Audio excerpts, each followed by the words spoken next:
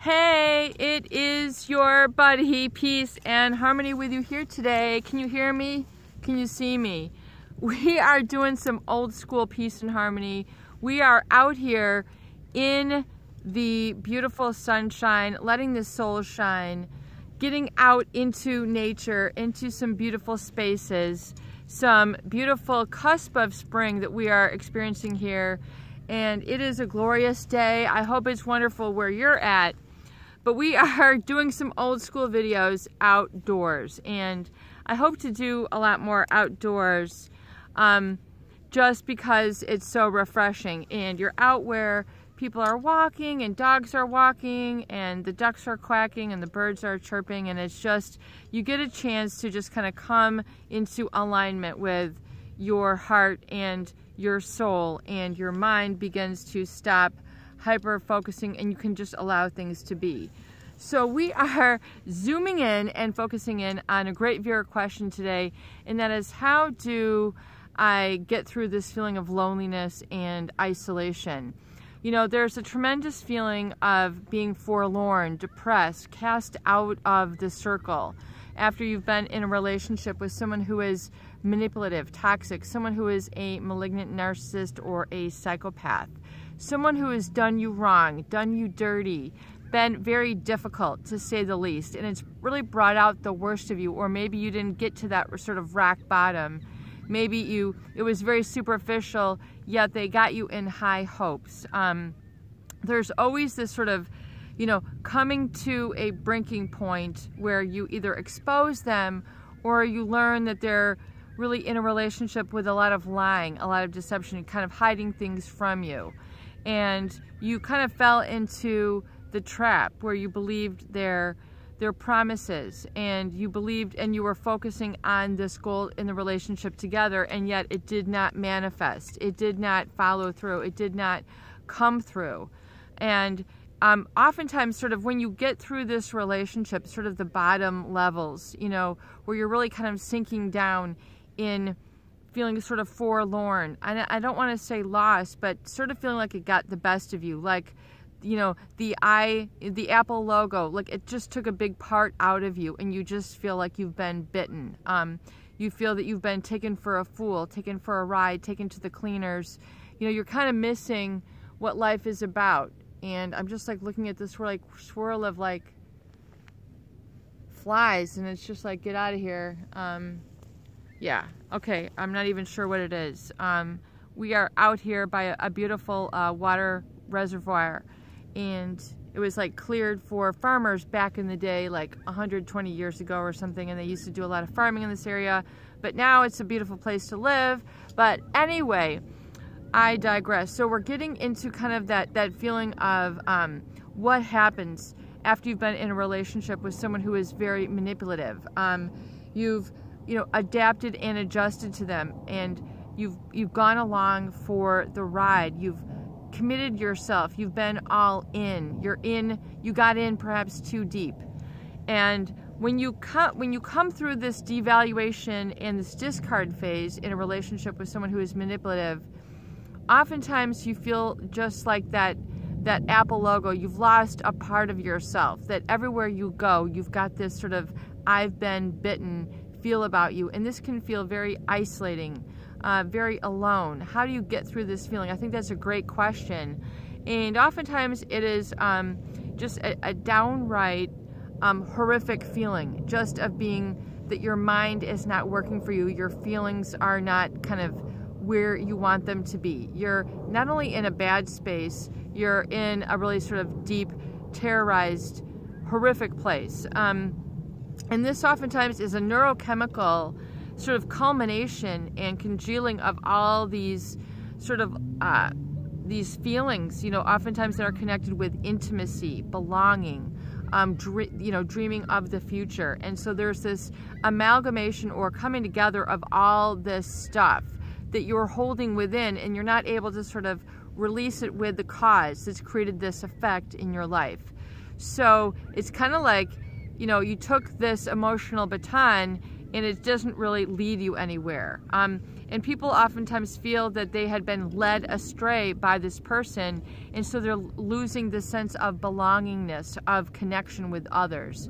It shows you when you're in that space, I think it's very important for you to understand the cause that's created this effect within you, and that there's nothing wrong. It's completely normal. It's completely natural. It is organic. It is part of being a human being to feel this suffering, to feel this grief. I mean, you have just encountered, if you're like a lot of viewers here, you've encountered a relationship with someone who is extremely manipulative. That is their skill set. That is what they do well. They push buttons. They take what they want from people. They take people for convenience, meaning if you serve a need for them, you know, they will oftentimes keep you in their life, and it can be very draining. And this feeling of isolation is really a feeling of being incomplete. So it sort of opens you up to this feeling that, you know, part of me is incomplete. So that is the isolation. So if you understand, it's because you saw a completion with this person. You felt that you had met your better half, or the half, you know, that made you a better person, and you were sort of basking in this relationship. So this, you know, coming through, it's to understand that oftentimes when you're in a relationship, and I feel that this is really key, when you're in a relationship with someone who is difficult in this way, meaning manipulative, controlling, setting all the terms, sort of running the show because they're lying and deceptive, so they're very secretive. And when you are in a relationship with this person, when you're feeling sort of controlled by them, or, you know, swept off your feet romantically, and then you come down, you're let down, you know, it is a feeling that this person had projected that you don't have what it takes on your own. In other words, I take what I want from you, and you're here as like a prop in my life, if you will. And I know this is, I always use a lot of analogies, but it's because oftentimes the way that these people relate to people, as if they are superior than, they have this entitlement, you know, aura about them, that they can just take what they want from people, from other people's time, other people's dreams. You know, you're trying to live the dream, and with this person, because they're so dreamy to you, or there's this illusion that they got you kind of hook, line, and sinker, for like a fishing analogy, it's to understand that when you stay in a relationship with someone who is malignant, narcissistic, or psychopathic, you know, these people can be very difficult to navigate away from and extract, because they have an attachment disorder. You, by virtue of you become like a counterforce to this force. So there's something about the relationship, because of the way that it is, it's unnatural. It is unnatural to lie and deceive and to use and to, you know, sort of plunder people's emotions this way. This is not healthy. You know, psychopathy, you know, means, you know, mind suffering. From the Greek psychos, you know, the mind, and then pathos, suffering or disease. You know, and narcissism, you know, this pathological self-centeredness. And so if you've been in a relationship with these people, you unequivocally have had to, by virtue of their energy, you've had to be a counterforce to this force. So there's a depletion in you to make room for this sort of self-centeredness, if you will. And when you pull away from it, when you, you know, maybe they stopped the relationship, or you broke it off, or it was a mutual thing, or you had a big fight and it became rigorously, you know, obvious to you. It is to understand that these people, because they're manipulative and controlling, they make people or project that they are incomplete, that they are missing something. You know, they'll do these things to push your buttons and get you reactive, so you feel this disempowerment in the relationship. But the truth of the matter is that you are complete. You are whole. You got your butt into a relationship that is not serving you. It is serving another, or it is depleting you to maintain the relationship. So it's not pulling out the best of you. The root word of education is educare, to bring out. So when we, excuse me, jeez. I think we're gonna have to move our locale here. I think I'm getting like hay fever or something over here. Anyway, so it is very key for you to understand that this feeling of isolation is basically your feeling of disconnect, or that you are incomplete or missing something and your emotions are sort of running ragged. When the truth is, you are whole and complete. You have what it takes. You have what it takes to be happy. You have all the talent and strength within you to be not only fulfilled in relationships, but in life. That is your inalienable right as a person. So the relationship is like a wake-up call. If you've been, attracted to this video, and I'm trying to get the sun so that we can like see here. If you are here at this video, it is because you have suffered this atrocity. You've been through really kind of, a real hell when it comes to emotional understanding.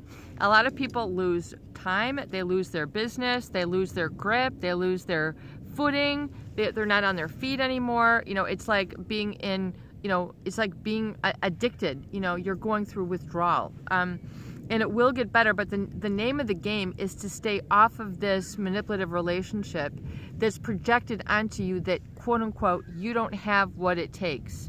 You don't have, my full attention. You don't have my heart, my empathy to mirror back to you, really your best self, to live in that energy, which is really what healthy relationships are about. It's not being, having a big chunk, come out of you. It shouldn't take an arm, a leg, and, a hand to maintain a relationship. You shouldn't have to feel like you're losing part of yourself, which is what happens when people are in a manipulative relationship. And I kind of feel like I'm like wanting to like lay down in this relationship, in this video, but I'm not going to do that. I'm going to okay. So what I am here to tell you is that it is a cause that's created this effect of feeling isolated, when in truth you are not isolated. There's a big picture out there. It is but this person that has absorbed so much of your energy, it casts away that part of your mind that has the ability to dream, to live the dream, to live the good life, to be your best self, to be your best version, to go out there and live by your talents and strengths without being controlled. See, the control, when someone tries to control you, tell you, how to, we've got viewers here where they've been in relationships where they can't cut their hair, they can't, they don't eat with their silverware right, they don't scrape their food to the right side of the plate, they don't eat things in the right order, their shoulder is whatever. I mean, the type of criticism that is manipulative and, how these people have been misled is very heartbreaking. And I feel for you. If you're watching this video and, there's a number of viewers who have felt this way, sort of, cast out. This is really the beginning of the beginning. It is going to get better. This relationship, no matter how painful, on the upside, it's going to be that great. I mean, it's going to cause you to rise to your heights, to be the best that you can, because it's given you an experience of what it is that you don't want. And the lesson is so well learned within your body that you will then no longer allow into your personal space, your heart, your vision, those people who will deter and detract. You know better now. You've graduated emotionally, like the School of Emotional Intelligence. We had a viewer who talks about her husband who is so demeaning to their child. who who won't let them have their routine, like the way that they want to drink water before, a little bit before they go to bed, and then have like some wind down time. And he keeps threatening the child, we're going to make your bedtime earlier and earlier and earlier. And she's like, is this person just being lazy, or is this narcissism? When it comes to relationships, especially with children or matters of the heart, it's very important to have empathy and realize the impact that you're having on this individual. And so the reason why there's this hollowing out or feeling incomplete or isolated and alone is because this person has taken out that life force out of you. So it's regaining of this life force, this chi energy that flows through you, that is like a chronic happiness, which is your birthright, which is your human inalienable right, which you should live in connection with and alignment to. There's this gap that begins, you sever off the life that you're supposed to be. It's like a major detour. It's like, and then this is like the ultimate, red flag, or the ultimate sign that you got to turn it around and keep it moving. There ain't no trespassing here. There ain't no going further. There's something that's being investigated over here. Like if you see, like a group of people and it's like roped off, that's what the relationship is. It's danger, toxic, trouble. Do a loop around and get back on your journey. Keep it moving. If you are feeling this isolation, it is an effect of the cause of, so the cause is the manipulative relationship. The cause is the controlling. The cause is the negative projection. It's not coming from within you, because it's that they're not allowing you to see your light and be your light and be loved in that. And the light is a metaphor for your true essence, truly who you are at your best version, the good life, the person you want to be that is within you, trying to grow. Just like an embryo, or a seed grows into a plant, you are the same thing. You grow as a person. And maybe you are growing kind of a little askew with this relationship, but you are still growing nonetheless. So this can be like a hyper growth, like a big nitrogen shot to your personal growth, because it's a big wake-up call to say, this is not what I want, and I am no longer attracted to this. I no longer find this type of relationship attractive. And that is oftentimes a serious blow to one's ego. If you've been through this and you've had that ego blow, it's like, whoa, be easy on yourself. You just got in an emotional tailspin and you got to get direction back. And it does take some work. It takes getting in touch with what you want. And oftentimes it's difficult to just be like, oh, I'm peppy and happy and I'm doing what I want. It takes some sort of deep rest, or you might have that sort of lull, that deep depression, which is like a deep rest. Don't fault yourself. Don't make yourself and criticize and judge yourself that you are, being weak because of this. This is a natural, organic, common, and very much required state for you to be in, to kind of come back into your body, to come back into your senses, and eventually gradually wean off this sort of analysis. You have to comprehend what has happened, and the cause has created this effect that delivers this pathology or this feeling of loneliness. It's because your heart is taken off of the big picture, which is your life goals, your life mission, your life purpose, your life essence. It is very difficult to simultaneously live the good life and be in a relationship with someone who is manipulative and controlling.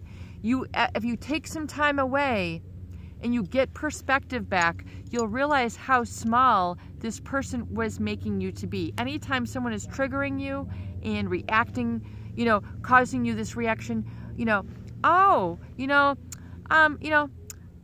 aren't those earrings too heavy?